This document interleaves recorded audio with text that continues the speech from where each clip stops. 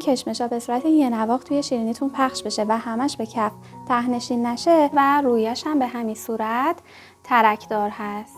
امروز میخوایم با همدیگه شیرینی کشمشی درست بکنیم. شیرینی خوشمزه، نوستالژی و پرطرفدار عید نوروز. یه شیرینی با رویه ترد و ترکدار که داخلش بافت کاملا نرمی داره. درست کردنش هم خیلی راحته، خیلی سریع هم حاضر میشه. هم میتونید داخل فر آماده بکنید، همین که روی گاز بپزین، که امروز هر دو روشش رو با همدیگه انجام میدیم که دوستانی که دسترسی به فر ندارند هم بتونن این شیرینی کشمشی خوشمزه رو به راحتی روی گاز حاضر بکنن. پس به نظرم که آموزش امروز رو به هیچ عنوان از دستش ندین و تا آخر این ویدیو با من همراه باشین. برای شروع 150 گرم کره نیاز داریم که حتما باید همدمای محیط شده باشه و کاملا نرم باشه. میتونید به جای کره از روغن جامد هم استفاده کنید، ولی پیشنهاد من همین کره هست که عطر و طعم فوق‌العاده‌ای به شیرینی کشمشیتون میده. 140 گرم هم پودر قند نیاز داریم که حتما باید روی کره الک بکنیم. اول یکم با همزن میزنم که تا جایی که ممکنه این پودر قند بره به خورد کره و خیلی به اطراف نپاشه و همزن رو روشن میکنم. بین 3 تا 5 دقیقه این مخلوط رو میزنم تا یه مقداری روشن و پوک بشه.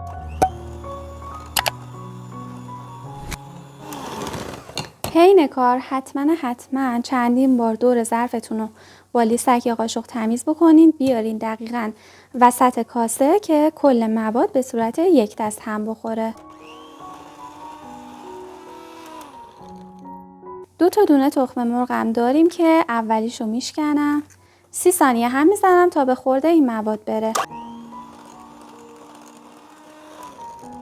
حالا تخم مرغ دومو میشکنم و تو همین مرحله 1/4 قاشق چایخوری سرپر پودر وانیل اضافه میکنم. دوستان شما میتونید تو این مرحله 1 قطره رنگ خوراکی هم اضافه کنید که مثل شیرینی کشمشی‌های بازاری یه رنگ زرد قشنگی پیدا بکنه، ولی من حالا 1 کمی زعفران بهش اضافه میکنم که این رنگ رو به هم بده. میتونید حتی اضافه هم نکنید، دیگه کاملا به انتخاب خودتون. حالا به مدت 2 دقیقه دیگه میزنم تا این مواد کاملا یک دست بشه.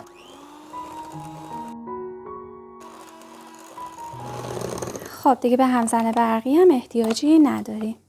230 گرم هم آرد داریم، همون آرد نول یا آرد شیرینی پزی. به آردمون نصف قاشق چایخوری استاندارد بیکینگ پودر اضافه میکنم و خوب مخلوط میکنم. حالا این مخلوط رو یه بار الک میکنم. حالا آرد و بیکینگ پودر رو آروم اضافه میکنم به مواد و با لیسک کاملا هم میزنم. بقیه آردم بهش اضافه میکنم. تو 2-3 مرحله میتونید آردتون رو اضافه کنید. یه نکته مهم، 1 قاشق غذاخوری از این آرد رو نگه میدارم برای کشمش. همین که آرد به خورده مواد رفت دیگه کافیه، بیش از حد همش نزنین. این از خمیر شیرینیمون که کاملا شل هست. خب دوستان، اگه تا اینجای ویدیو رو دوست داشتین لطفاً برای حمایت از من این ویدیو رو لایک کنین. توی قسمت کامنت ها یه قلب قرمز یا یه گل یا هر استیکری که دوست دارین برام بذارین. نظرتون راجع به این ویدیو بنویسین که بتونم ویدیوهای با کیفیت تری بسازم. مرسی از همگی. خب اینجا 100 گرم کشمش پلویی داریم. میتونید بیشترم بزنین اگر دوست دارین شیرینیتون پر کشمش باشه، ولی به نظر من همینقدر مناسبه. یه نکته در مورد کشمش، حتما باید این کشمشا رو بشورین ولی بذارید کامل خشک بشه، چون اگر ذره رطوبت داخل کشمشا یا روش باشه سنگین میشن و بعدن همه کف شیرینی ته‌نشین میشن. راهکار بعدی بر این که کشمشا به صورت یه نواخت توی این شیرینیتون پخش بشه استفاده از همین 1 قاشق آردی هست که نگه داشتیم. حالا اضافهش میکنم به کشمشا و کاملا هم میزنم که همه کشمشا به این آرد آغشته بشه. این از این. و حالا کشمشا رو اضافه میکنیم به بقیه موادمون و فقط در حدی که کشمشا داخل این مواد به صورت یه نواخت پخش بشن هم بزنید، نه بیشتر.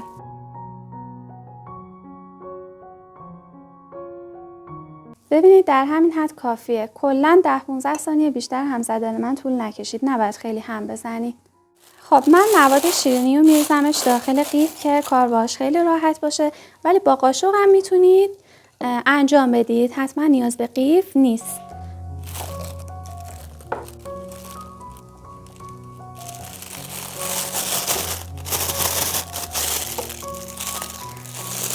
سر قیفم به اندازه 1.5 سانتی میبرم که مواد خیلی راحت از داخلش خارج بشه.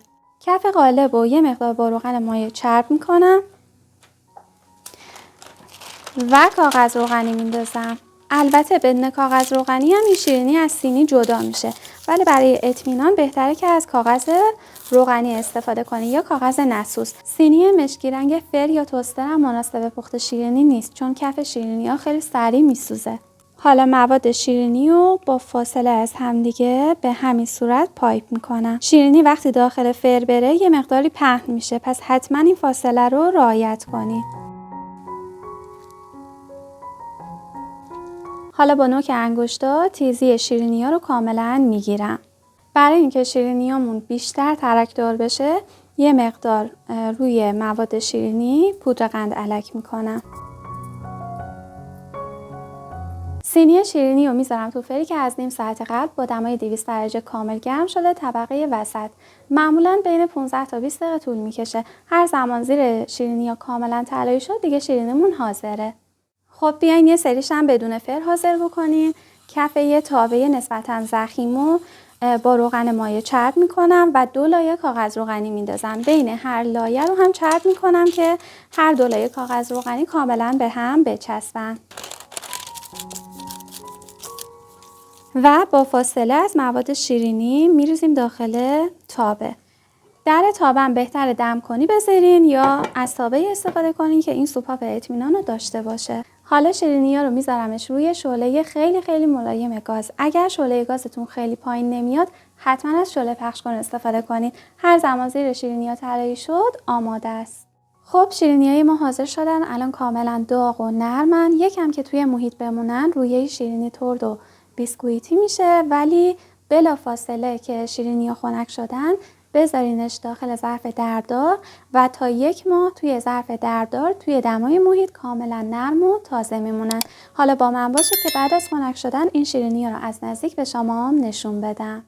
به راحتی از کاغذ روغنی جدا میشه. زیر شیرینی ها باید همینقدر تغییر رنگ داده باشه و رویش هم به همین صورت ترکدار هست. روش هم کاملا ترد و بیسکویتی شده و داخلش هم کاملا نرمه.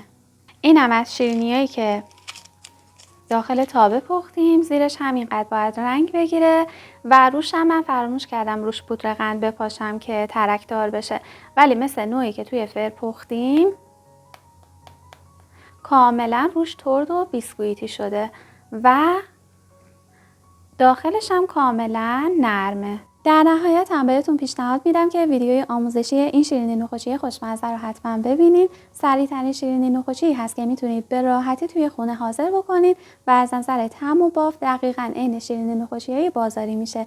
اگرم دوست دارین ویدیوهای بیشتر از من ببینید روی این تصویر که بزنید میتونید مستقیما کانال خودتون رو سابسکرایب کنید. تا ویدیوی آینده خدا نگهدار.